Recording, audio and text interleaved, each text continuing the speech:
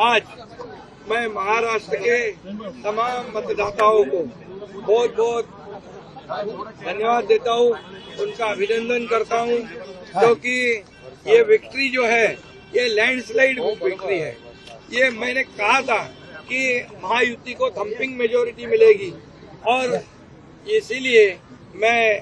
तमाम मतदाता जो है, मेरी लाडली बहनाओं को मैं धन्यवाद देता हूँ, लाडले किसानों को मैं धन्यवाद देता हूँ और लाडले हमारे भाई हैं, लाडले सीनियर सिटीजन हैं, सभी वर्ग जो है, सभी वर्ग को मैं धन्यवाद देता हूँ कि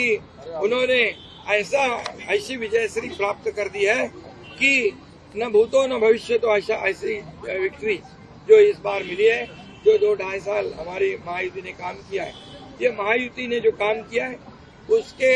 काम के ऊपर ये जनता ने शिक्कामोर्तब किया है, काम को तवज्जो दिया है, प्राथमिकता दी है और इसीलिए महायुति को इतनी बड़ी जीत हासिल हुई है। इसलिए मैं महायुति के पूरे महाराष्ट्र की जनता को तो धन्यवाद देता ही हूँ, उनका स्वागत करता हूँ, लेकिन महायुति के सभी कार्यकर्ताओं को भी धन्यवाद देता हूँ। उन्होंने जो काम किया है बहुत ही बढ़िया काम किया है और इस चुनाव में हमारे महायुति को जिताया है, इसलिए मैं बहुत बहुत उनका आभारी हूँ।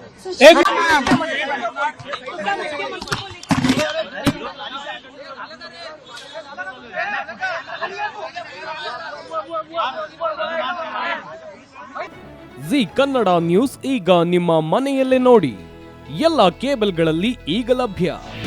ನಿಮ್ಮ ನೆಚ್ಚಿನ ಜಿ ಕನ್ನಡ ನ್ಯೂಸ್ ಈಗ ಸನ್ ಡೈರೆಕ್ಟ್ ನಲ್ಲಿ ನಂಬರ್ 292, ಟಾಟಾ ಪ್ಲೇ ನಂಬರ್ 1664,